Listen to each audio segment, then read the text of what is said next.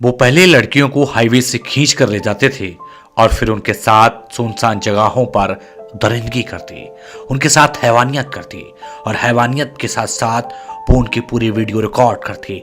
उनको लगता था कि वो जो कर रहे हैं इसके बारे में किसी को पता नहीं लगेगा और वो गलत काम करते जाएंगे।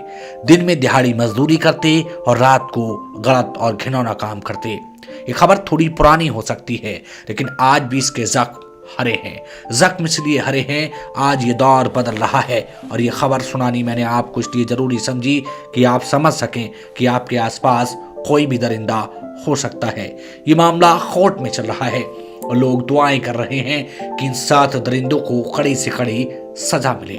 पूरा मामला सुनने के लिए आपको मेरे साथ इस वीडियो में अंत तक बने ही रहना होगा। मेरा नाम दीप है। आज मैं आपको समझाने वाला हूँ क्राइम के एक ऐसे कहानी के बारे में, क्राइम के एक ऐसे सफर के बारे में जिसमें आप जानेंगे कि दिन में दिहाड़ी मजदूरी करने वाले रात को शैतान, हैवान और दरिंदे बन जाते थे। मामला राजस्थान के प्रतापगढ़ से है, जहां 7 लोगों का एक झुंड था। नाम मैं नहीं ले रहा हूं। 7 लोगों का वो झुंड था, उसमें दरिंदे थे, उसमें शैतान थे, सब जवान थे। उनकी गंदी मानसिकता थी। दिन में दिहाड़ी मजदूरी करते थे और रात को जिम जाते थे और फिर हाईवे के किनारे बैठकर बताया जाता है कि शराब पीते थे। आरोप है कि शराब पीने के बाद वह राह चलते लोगों को रोकते थे, जिनका टारगेट लड़कियां हुआ करती थीं। यदि कोई लड़की स्कूटी से जा रही है, यदि कोई लड़की बाइक से किसी अपने परिवार के सदस्य के साथ जा रही है, उसको रोकना, उससे पैसे लूटना और फिर उस लड़की को सुनसान जगह पर लेकर के जाना और फिर उसके साथ दरिंदगी करना। और दरिंदगी के साथ कुछ लड़के उनमें से दरिंदगी करते थे, कोई उसके हाथ पैर पकड़ता था और फिर कोई उसकी पूरी वीडियो शूट करता था। वो ऐसा इसलिए करते थे कि कोई लड़की मुंह ना खोले या फिर बाद में उन लड़कियों को और ब्लैकमेल किया जा सके और धमकाया जा सके। ये पूरा मामला 2022 में खुलता है, जब एक लड़की 2021 के आसपास की कहानी बताती है। उसके बाद वहां की स्थानीय पुलिस ने इतनी कड़ी एक्शन को लिया, इतना कड़ा एक्शन लिया और इतना कड़ा प्रहार किया कि चोरों की खबर टूट गई। दरअसल उस लड़की ने बताया कि वो अपने एक परिचित के साथ जा रही थी, फिर उसे ले जाया गया सुनसान जगह पर, उसके साथ दरिंदगी की गई। पुलिस ने जब इस पूरे मामले में अपने स्तर से एक्शन लिया तो कुछ ऐसा सामने आया जिसको देखने के बाद पुलिस के भी होश उड़ गए। उन्हें लगा हाईवे के किनारे चोरी होती है, लूटपाट होती है और कोई ऐसी घटनाएं होती हैं जिनसे समाज में दहशत फैल रही है।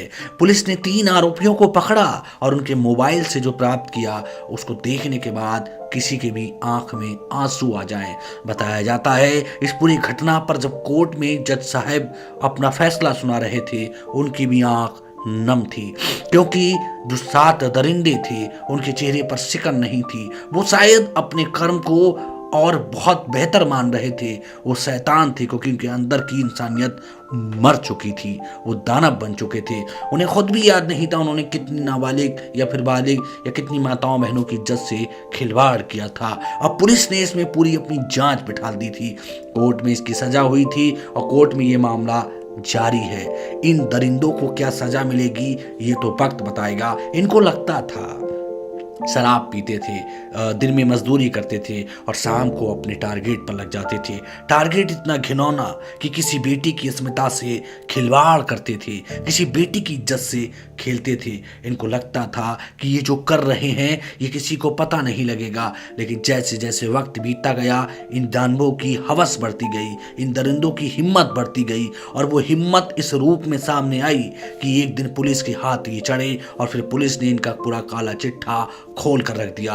पहले तो लड़कियां सामने आकर बात करने से कतरा रही थीं और भाई कतराएंगी भी क्यों ना, क्योंकि आप सोचिए कोई नहीं चाहता उसकी इज्जत आबरू सरेआम हो। लेकिन वहां के पुलिस के तत्कालीन जो अफसर थे उन्होंने लड़कियों को हिम्मत दी कि तुम चिंता ना करो, हम तुम्हारे साथ हैं, तुम आकर के अपनी बात तो रखिए।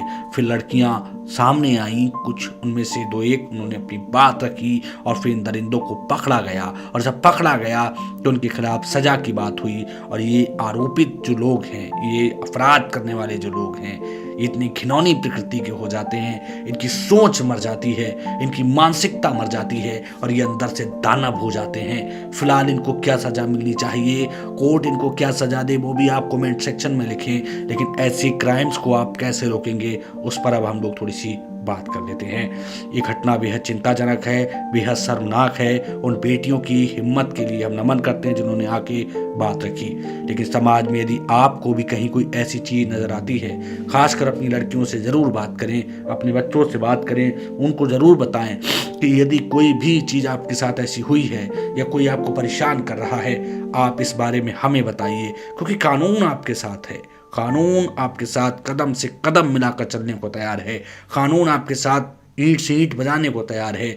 लड़कियों को बस ज़रूरत है तो इन दुस्साहस करने वाले लोगों का विरोध करने की। पुलिस तन्मयता के साथ आपके साथ खड़ी है। यदि कोई गंदी मानसिकता सोशल मीडिया पर या आपके परिवार में या आपके आसपास कोई आपको कहीं परेशान कर रहा है, लड़कियों से गुजारिश है कि इसकी शिकायत तत्काल पुलिस में करें और अपने परिवार वालों से इस बारे में ज़रूर बात करें। ज़रूर बात इसलिए करें क्योंकि परिवार के लोग आपके हितैषी हैं। आपको डरने की ज़रूरत नहीं है, पुलिस आपके साथ खड़ी है। हमारी इस वीडियो को आप शेयर करें, इतना शेयर करें जिससे लोगों तक एक जागरूकता का मैसेज जा सके। आज के लिए सिर्फ इतना ही, फिर मिलेंगे, तब तक के लिए नमस्कार।